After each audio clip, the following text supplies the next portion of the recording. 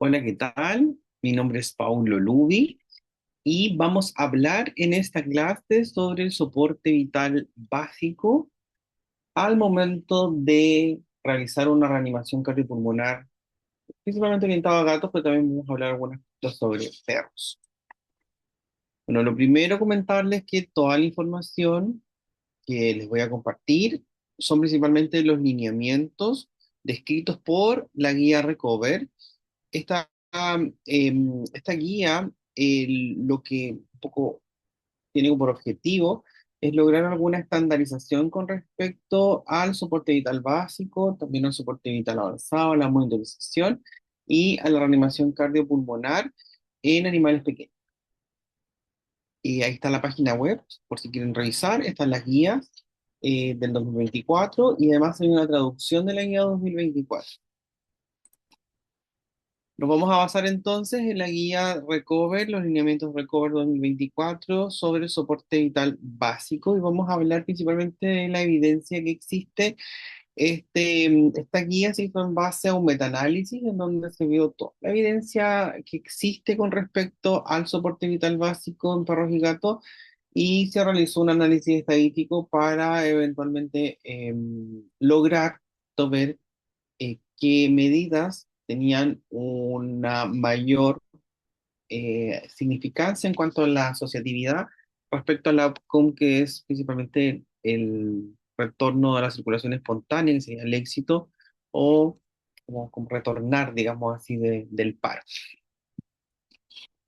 Bueno, definiciones bien básicas. ¿Qué es el soporte vital básico? Bueno, el soporte vital básico es un conjunto de maniobras de emergencia esenciales. Pensemos que esto es como lo más básico con respecto al manejo de pacientes en emergencia. Principalmente tenemos la reanimación cardiopulmonar y en el caso aquí entre paréntesis el uso de desfibrilador. El desfibrilador eléctrico automatizado no es algo que usemos en veterinaria de manera importante, debido a que los ritmos principalmente de paro, como vamos a ir viendo, em, tienden a ser ritmos no desfibrilables, perdón. A diferencia de los humanos, que los ritmos tienden a ser un poco más desfibrilables. Por eso cuando ustedes van a algunos sitios y dicen este espacio es cardioprotegido, por ejemplo, y de hecho ya por ley en la mayoría de los espacios públicos tiene que haber un DEA, un desfibrilador automático, para si una persona entra en paro, y si ese paro efectivamente es producto de una arritmia desfibrilable, iniciar rápidamente la desfibrilación ahí in situ en el momento del... Y eso salva muchas vidas. En el caso de los perros y gatos, no tenemos el uso de este tipo de dispositivos y además tenemos que tener en cuenta que los ritmos de paro asociados a estas arritmias de paro son ritmos que no responden de manera correcta a la desfibrilación. Bueno, dicho este paréntesis, entonces mantienen la circulación y la respiración de un animal en paro cardíaco o respiratorio. Simplemente pensemos en una asfixia. Su objetivo es preservar la oxigenación de los órganos vitales hasta la llegada de ayuda especializada. Por eso es el soporte vital básico. Y aquí la ayuda especializada ya tiene que ver con poner una vía endovenosa, que el soporte vital avanzado, fármacos, oxígeno, son otro tipo de elementos. En este caso, el soporte vital entonces básico busca cómo principalmente mantener la oxigenación. Eso es como nuestra clave. ¿Cómo lo logramos? Principalmente con dos elementos, solo como los primordiales. La primera es la compresión torácica. Y la compresión torácica es sin duda el pilar de la reanimación cardiopulmonar. El realizar compresiones torácicas que tengan una alta calidad, y vamos a ver un poquito qué es lo que significa que una compresión tenga alta calidad, pero si logramos efectivamente una buena compresión, con eso aseguramos flujo, ¿no? Movemos sangre, digámoslo así, y ese flujo genera una perfusión adecuada durante el paro cardiorrespiratorio.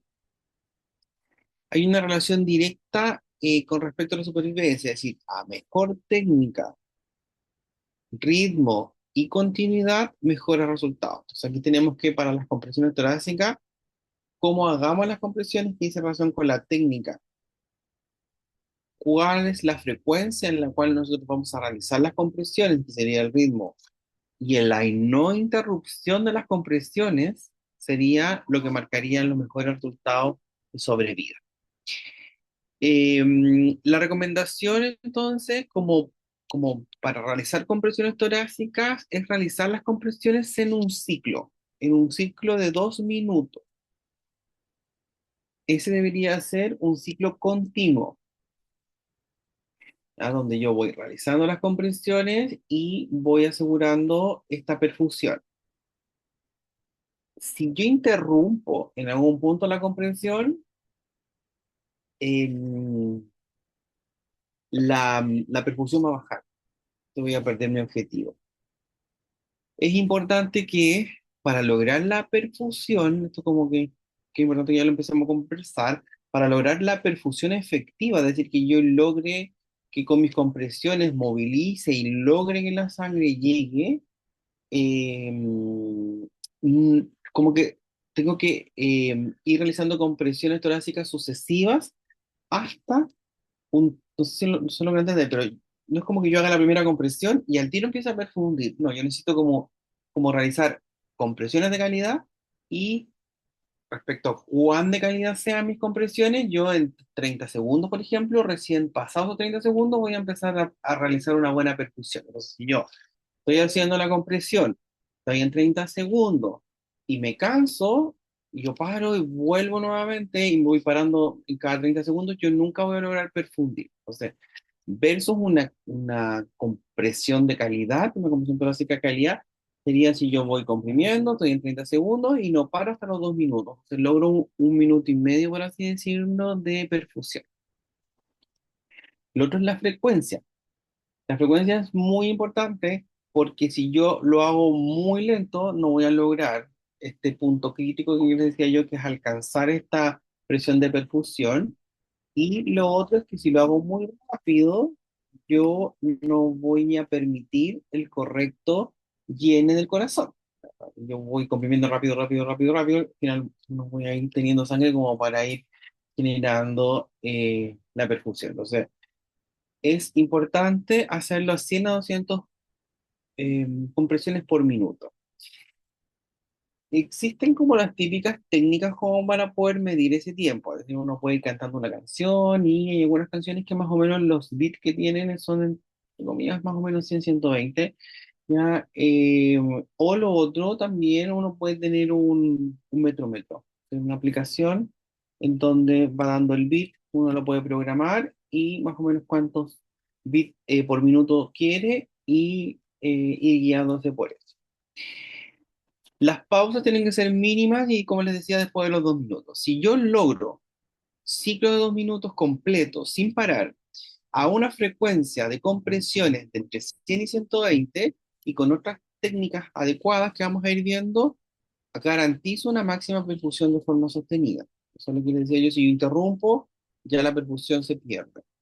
Y reducir el impacto de la fatiga del reanimador.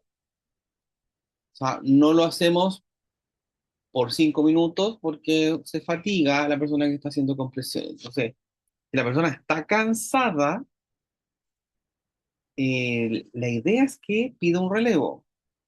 ¿Sí? Si una persona está haciendo compresión torácica y está apenas llegando a los 2 minutos, es importante que se cambie. Y la otra persona que va a cambiar esté lista. Es decir, lo ideal es que entre compresión y compresión, como vamos a ir viendo más adelante, no pase más allá de 10 segundos. Entonces, ¿y por qué se toman 10 segundos? Porque después de esas compresiones de 2 minutos, uno en esos 10 segundos busca algún indicio de recirculación espontánea, por ejemplo, buscar que tenga pulso, que la camografía aumente, o que tenga, pero principalmente la presencia de pulso. Si uno de esos 2 minutos logra sentir que existe pulso, uno ahí puede tener las reanimaciones, siempre y cuando los otros parámetros estén bien. ¿Ya? Porque podemos seguir apoyando la ventilación, pero hablo de las compresiones en particular.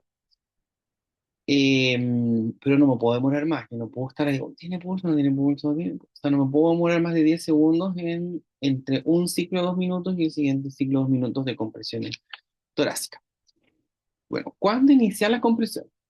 Las compresiones se deben realizar en pacientes que estén con paro cardiorrespiratorio. Es importante saber reconocer de buena forma un paciente que está en paro. Siempre como, es importante como moverlo, estimularlo un poco, pero ver si respira, si tiene pulso, y en eso tampoco nos deberíamos demorar más allá de 10 segundos. Tiene que ser una inspección muy rápida. En el caso que pesquisemos que el paciente está en paro cardiorrespiratorio, tenemos que realizar las típicas siglas ABC, que en este caso sabemos que en los gatos la vamos a invertir un poquito el orden y va a ser CAB. Entonces vamos a priorizar siempre lo circulatorio, por lo tanto siempre la primera medida va a ser las compresiones. Yo por mientras eh, reconozco, veo que el paciente está en paro, empiezo con las compresiones de inmediato. Vamos a ver que también es importante ya cuando hablamos de soporte vital avanzado y hablamos ya de reanimación cardiopulmonar como tal, asumir ciertos roles e ir pidiendo ayuda. Siempre como que en estas ABC o CBA, como que siempre la etapa anterior a iniciar las conversaciones es pedir ayuda o activar la red de emergencia. Entonces, desde ya es importante como que ustedes tengan alguna especie de código de manera de poder comunicarse con las personas que trabajan. Y que rápidamente ante el evento de una necesidad de reanimación cardiopulmonar, el equipo corra de manera inmediata a apoyar. Y mientras llega alguien, yo estoy haciendo compresión. Yo pesquiso el paro y empiezo con compresión. Este puede ser, hablo del alertar, ¿no? El alertar sería bueno como que buscaran algún código, en casi la mayoría de los hospitales, el código azul, y dicen código azul y corre todo el equipo. He visto en otros lugares también algunos botones, algunos timbres que se pueden tocar y ahí el personal corre, es decir, es prioritario poder eh, para hacer una reanimación efectiva es que rápidamente uno instaure las medidas tanto de soporte vital básico como avanzado. Entonces, una recomendación fuerte es en los gatos y perros hacer compresiones vía aérea y ventilación, en este orden. La justificación principalmente es que si yo manejo vía aérea primero, me voy a demorar mucho en iniciar las compresiones y con eso yo voy a demorar mucho la perfusión, ¿no? La presión de perfusión adecuada a los órganos. Entonces las compresiones es prioritario y luego veo el manejo de la vía aérea. O sea, no luego, pero puedo hacerlo en paralelo. Ya el tema es que yo no paro de comprimir nunca. No sé si se entiende, es decir, si hay un paciente en paro, se hace las compresiones y no es que yo no haga la vía aérea, sino que otra persona debiese, paralelamente, mientras yo comprimo, estar buscando los elementos y realizar un soporte de la vía aérea, que puede ser una intubación o puede ser, como vamos a ver también, el uso de máscara facial. La frecuencia y la profundidad son claves para lograr una compresión torácica de alta calidad. La frecuencia, 100 a 120 compresiones por minuto, tiene una fuerte asociación con la sobrevida de los pacientes y la profundidad, en el caso de pacientes que estén reanimándose de cúbito lateral, más o menos un tercio a un medio de el tórax. Significa que yo cuando hago la compresión y aprieto el tórax, debo bajar más o menos un tercio de la capacidad total o del diámetro total del tórax. Y el objetivo fisiológico es maximizar el gasto cardíaco artificial que yo logro en este caso con las compresiones que yo realizo directamente en el corazón. Otro elemento importante es el recoil torácico. El recoil torácico tiene que ser completo. ¿Qué significa eso? Que cuando yo aprieto y disminuyo el tórax entre un medio y un tercio, yo luego tengo que lograr el recoil completo. Significa que yo debo permitir que el tórax se expanda nuevamente al 100%. Si yo voy generando compresiones, imaginémonos que este es un tórax, ¿ya? De lado, esto de lado. Imaginemos que está el tórax y yo aprieto. Yo dije más o menos un tercio, entonces yo más o menos voy a quedar ahí con el tórax. Entonces yo aprieto, ¿cierto? Y luego suelto para que nuevamente logre llegar a este nivel. Si yo me quedo aquí, por ejemplo, voy a poner el caso de que yo no haga el recoil completo. Si yo aprieto y me voy quedando aquí, o suelto hasta ahí, por ejemplo, aprieto, suelto hasta ahí, aprieto, como que voy a permitir que esto se expanda. Ahora, ¿cuál es el problema de que esto se expanda? Que aquí abajo está el corazón. Entonces, cuando yo no permito que esto se expanda nuevamente, el llenado del corazón es deficiente, también baja, por lo tanto, la perfusión que yo voy a aportar va a ser baja y mis compresiones van a ser de baja calidad. Entonces, siempre yo debo apretar y soltar todo, apretar y soltar. Y con eso yo aseguro la precarga, yo aseguro que el corazón se llene. Por lo tanto, el recoil torácico completo permite el retroceso completo entre compresiones, con eso optimizamos el retorno venoso y el ciclo de trabajo idealmente es 50 y 50, es decir, que de los 2 minutos eh, esté más o menos dividido entre compresión y no compresión. O sea, comprimo, suelto, comprimo, suelto, más o menos a la frecuencia de 100-120. Y evitar el leading, que es apoyarse sobre el tórax. Cuando yo cargo el peso, yo me dejo caer y no suelto, como que eh, es importante como ir despegándose un poquito. Hago la compresión y me separo del tórax un poco. Y hago la compresión. Si yo estoy siempre con la palma apoyada, yo hago la comprimo, comprimo, comprimo, comprimo, comprimo, yo no voy a lograr el recoil completo. No sé si se entiende, pero si yo no logro separar la mano del tórax un poquito para que se expanda, y yo siempre estoy como haciendo fuerza, voy a impedir que el tórax se expanda. Y esos son errores muy frecuentes, especialmente cuando uno no se entrena. Por eso, bueno, ustedes están haciendo este curso, es importante que se entrenen y se vayan siempre poniendo en el escenario de, "Uy, si hay un paro, ya, ¿cómo tengo que hacer las compresiones? Ya, importante irlas ensayando como ya en el momento no tengan que pensar en estas cosas, sino que ya sea algo obvio y natural. Y no solo ustedes, sino todo el personal con el cual trabajan. Bueno, las compresiones torácicas van a tener ciertas técnicas dependiendo de la conformación torácica del paciente, y eso nos pasa a nosotros los veterinarios porque tenemos distintas conformaciones torácicas. Entonces, la anatomía del tórax varía mucho, especialmente en perros de raza.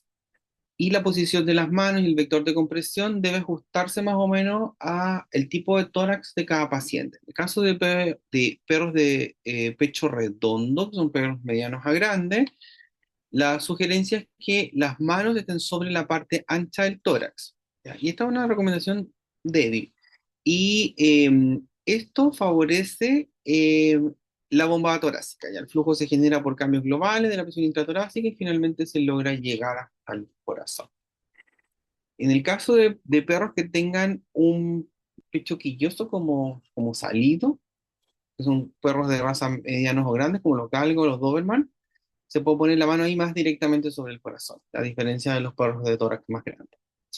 Y eso favorece la bomba cardíaca. Al comprimir directamente el corazón entre la pared torácica y la columna, generamos, ¿cierto? Una correcta técnica de compresión torácica. Y en el caso de perros de tórax ancho, como los bulldog, eh, te puede iniciar compresiones laterales, es decir, puede ir al perro de cúbito lateral, hacer en la parte más ancha del tórax para facilitar la intubación. Y si ya está estable la vía aérea, la recomendación es ponerlo de espaldita, de cúbito dorsal. Al ponerlo supino, yo tengo la posibilidad de hacer las compresiones directamente en el esternón, como se hacen en las personas.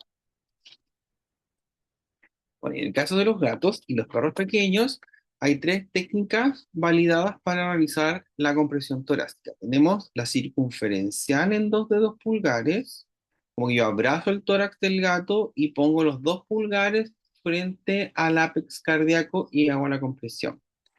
La otra técnica es una mano alrededor del esternón y también con una mano en el esternón y el pulgar sobre el ápex y la otra mano generalmente en la columna.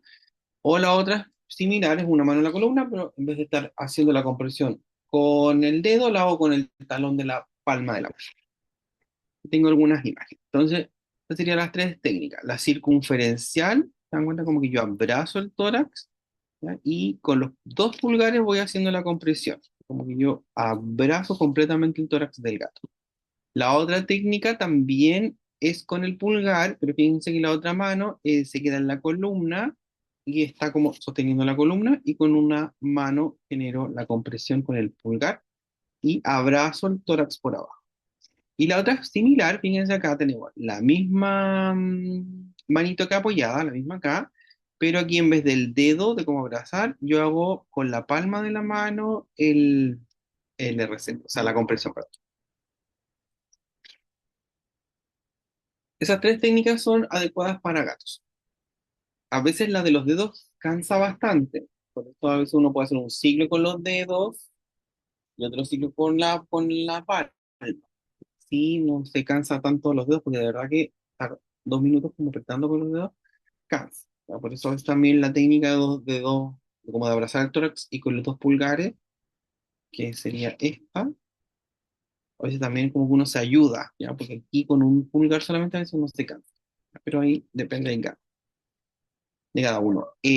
Bueno, los ciclos dijimos 2 minutos de compresión ininterrumpida. No los interrumpimos. Eh, no comprobamos si el gato tiene pulso, no, nada. O sea, estamos a los 2 minutos. Importante rotar a reanimador en cada pausa para prevenir fatiga. Con eso mejoramos considerablemente la calidad de las compresiones. Y eso se ensaya con el equipo.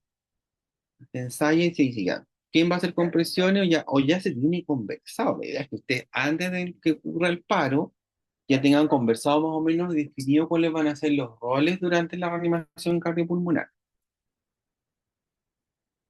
Las pausas tienen que ser menores a 10 segundos. Si completo los 2 minutos de compresión torácica, cambio con mi compañero, pero en ese cambio tengo 10 segundos para cambiar con mi compañero, para comprobar el pulso o para revisar los monitores, en el caso ya de la monitorización. Entonces, bueno, eso, las pausas están destinadas a cambiar el reanimador y a la evaluación del ritmo en el electro. La interrupción anticipada del ciclo. Cuando yo digo, oye, voy a parar el ciclo antes de los 2 minutos, siempre y cuando exista una alta sospecha de retorno espontáneo a la circulación, como por ejemplo el aumento súbito sostenido de del CO2. ¿Ya? Por ejemplo, si yo tengo una capnografía y estoy viendo que la capnografía sube eh, entre 10 hasta 35 milímetros de mercurio el CO2, yo digo ya, ese paciente está en retorno espontáneo a la circulación. Si el pulso es palpable, por ejemplo, yo tengo un femoral palpable, y si no tengo capnografía, bueno, no puedo interrumpir el ciclo de tiempo. O sea, tengo que tener los dos criterios. O sea, como que no, si yo tengo solo el pulso palpable, eh, cuando estoy haciendo un RCP, es engañoso porque al final puede ser que la compresión torácica que yo estoy haciendo es la que genere el pulso. Entonces no se confíen tanto del pulso. Por eso solo el pulso tiene más sentido cuando yo paro en mis 2 minutos y tengo esos 10 segundos para comprobar pulso. Em, pero si yo tengo pulso palpable, efectivamente, y tengo la capnografía con estos parámetros, yo ahí pudiese suspender antes de los 2 minutos la reanimación. ¿Ya? Es como un caso bien específico. Importante, optimizar las compresiones, asegurar el soporte ventilatorio adecuado y que el soporte ventilatorio, y esto sería, yo diría, como la recomendación más importante para el soporte ventilatorio, que no interfiera con las compresiones. No podemos parar de comprimir por intubar al paciente. Se intuba con el paciente comprimiendo, ¿no? O sea, se puede poner, o sea, externar, no sé, se puede cambiar algo en la posición, pero yo sigo con los pulgares haciendo la compresión. Nunca paro de comprimir. Ya ese es un error frecuente. Que dicen, ya paro un poco la compresión porque lo voy a intubar. Ya, eso es malo. Ahora vamos a ver un poquito de la vía aérea y la ventilación. La, el manejo adecuado de la vía aérea y lograr ventilaciones idealmente con presión positiva y es una función importante porque asegura la oxigenación y la eliminación del CO2 durante el RCP. En el caso de la veterinaria sabemos que muchos de los paros, especialmente los gatos, muchos de los paros cardiorrespiratorios son por un componente respiratorio, o sea, valga la redundancia, más que cardio. Eh, un poco les decía yo que las arritmias son un poco frecuentes, a diferencia de nosotros, por ejemplo, nosotros somos más, los adultos humanos somos más parar por un infarto, por una arritmia, ¿cierto? Por más algo cardio, ¿no? Más que pulmonar. Y en el caso de los pediátricos son más respiratorios, son más como los gatos, los niños, son más por cosas ventilatorias. Es importante porque la ventilación puede ser el salvataje acá, ¿sí? Como que este paciente solo con un soporte ventilatorio pudiese revertir rápidamente su paro.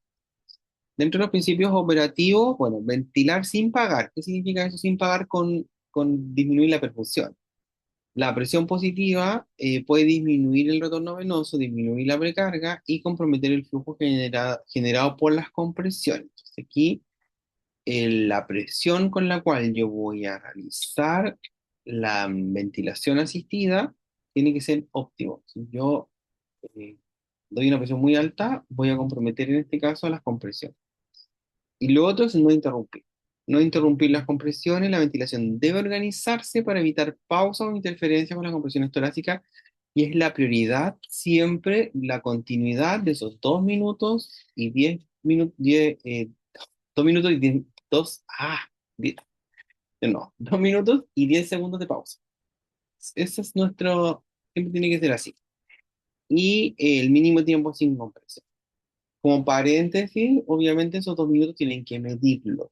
También dentro de los roles que pudiesen ir asumiendo algunos, por ejemplo, generalmente el que uno de los que se pone como más nervioso puede ser, o el comodín, no sé, como una persona que esté solo tomando el tiempo y que esté dirigiendo el tiempo. Por ejemplo, ya estamos haciendo las compresiones y te digan, no sé, vamos a llegar a los 2 minutos, o no sé, faltan 10 segundos para los 2 minutos, prepárese el otro reanimador, y después, cuando diga ya, pasaron los 2 minutos, dejas la compresión y te cuente 10 9 8 o 10 segundos, y lo ideal es que se compruebe el pulso, se mire el electro, si no hay actividad, retornamos, no es necesario esperar los 10 segundos. Si yo a los 2 segundos ya vi que no había pulso y que no había trazado en el monitor, yo empiezo rápidamente con las compresiones. No es necesario tomarme los 10 segundos.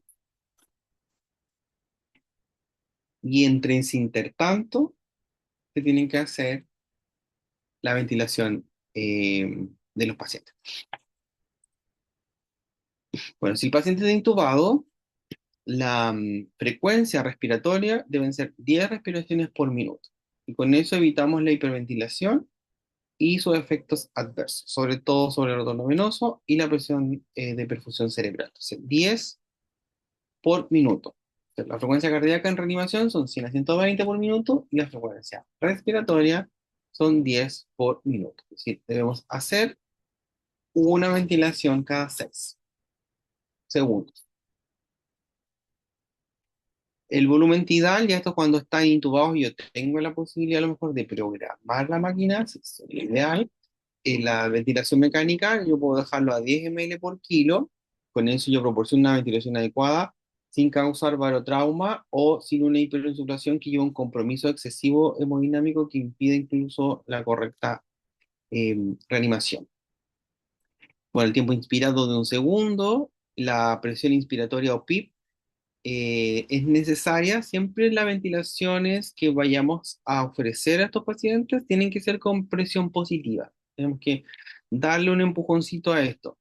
Eh, y en este caso, la presión de inspiración la necesaria para una elevación visible del tórax. Que ve que el tórax se va elevando.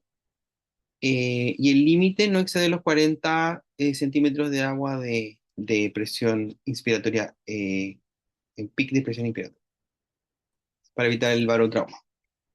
Barotrauma es trauma en este caso, asociado al ventilador, al gas, en este caso, eh, o a los gases, mejor dicho, que generan muchas veces, si es muy fuerte la presión que yo aplico en estos pulmones, yo puedo generar ruptura y genero neumotórax, y genero una serie de desastres. Si el paciente no está intubado, la ventilación la tenemos que hacer mediante el uso de mascarilla facial bien sellada, más bolsa de resucitación, que es el famoso AMBU. Evitar, la verdad es que no se recomienda, es la respiración boca-nariz, ¿verdad? Como no, para nada. O sea, como que mejor si no tienen AMBU y no tienen si no tienen ambú, no tienen traqueotubo, mejor solo las compresiones. No sirven estar ahí soplándole la carga. Ya, por ejemplo, acá, ¿qué opinamos de esta máscara de resucitación? Yo si aprieto el ambú, imagínense que aquí está el ambú, yo lo pongo aquí. Si yo aprieto el ambú, no voy a lograr nunca ventilación positiva. Porque acuérdense que ventilación positiva significa que yo con apretar el ambú se eleva el tórax. Jamás, porque ahí se le va a salir todo el aire por todos lados. Entonces, siempre tener distintos tipos de máscaras faciales, de distintos tamaños, y que sellen de manera adecuada, para que sellen aquí de buena forma y permitir así que yo al apretar el ambú se expanda el tórax, suba el tórax. Respecto al ambú, tenemos que acá está la mascarilla, sería como distintos tamaños de mascarilla, tenemos la válvula unidireccional, la bolsa autoinflable, con la cual yo aprieto y se infla solita. Tengo acá la bolsa reservorio que siempre tiene que estar para evitar para recolectar el CO2.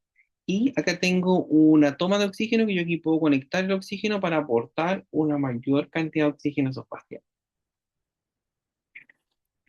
Como lo crítico acá es la frecuencia, una cada 6 o 10 en un minuto. Y lo otro es la máscara, el sellado, que logre efectivamente sellar de tal forma que yo no tenga fugas de ninguna parte como para permitir una correcta expansión del tórax. Entonces tenemos que un poco, eh, para poder ya realizar la reanimación en conjunto, una compresión-ventilación adecuada en pacientes no intubados debiese ser 30 es a 2, ¿ya? 30 compresiones más 2 ventilaciones, o 15 es a 1, ¿ya? Pero 30 es a 2. eh, la justificación, bueno, ciclos con más de 30 compresiones superan a ciclos más cortos. Significa que si yo supero 30 compresiones por un ciclo, eh, tendría mejor respuesta. Por eso un poco uno prefiere que se comprima más veces y que se haga la ventilación más veces. Entonces, eso. Algunos modelos experimentales sugieren hacer 30 es a 1, eh, pero la guía mantiene el 30 es a 2. Así, 1, 2, 30 compresiones y 2 ventilaciones.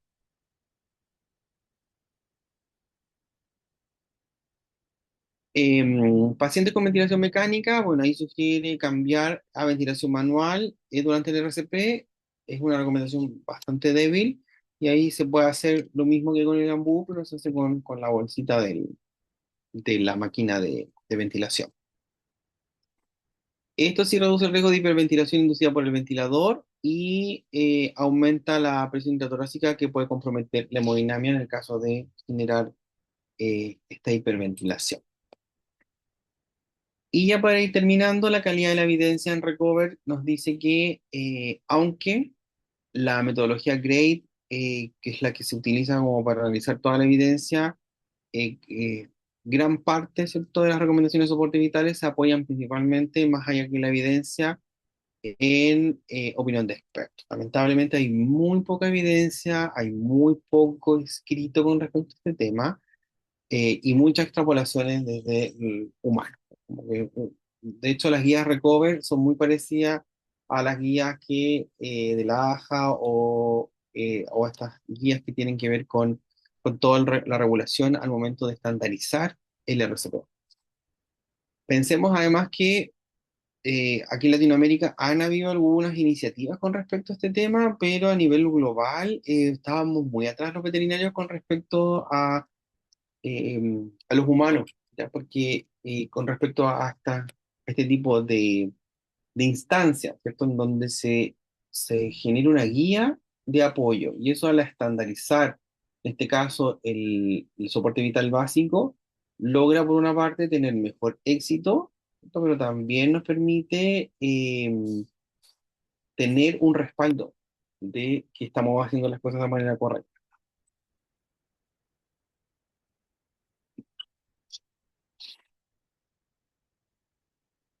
Bueno, dentro de las brechas de conocimientos críticas que establece la guía, tenemos que los ensayos clínicos específicos por especie no hay, faltan muchos estudios prospectivos de perros y gatos que comparen a lo mejor distintas técnicas, eh, priorizar desenlaces duros, la supervivencia, por ejemplo, con un buen estado neurológico y la supervivencia a la alta hospitalaria, son algunos outcomes que se miden en algunos estudios, pero como les decía, no hay mucho.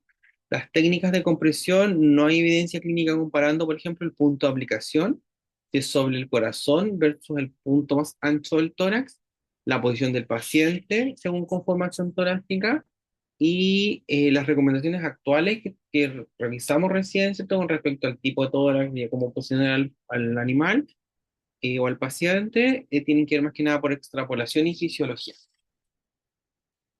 La profundidad óptima y segura, desconocida, la profundidad cual es la máxima segura, no hay definición clara. Es importante comprender de que si yo realizo una compresión más allá de este límite seguro, puedo generar fracturas costales, lesión miocárdica y otro tipo de daños más graves, como laceraciones pulmonares, ruptura de grandes vasos, etcétera, neumotórax, etcétera. Dentro de los parámetros ideales de ventilación no están validados los tiempos de inspiración, la tidal, perdón, la frecuencia ventilatoria y los valores prácticos que conversamos se usan como un estándar operativo.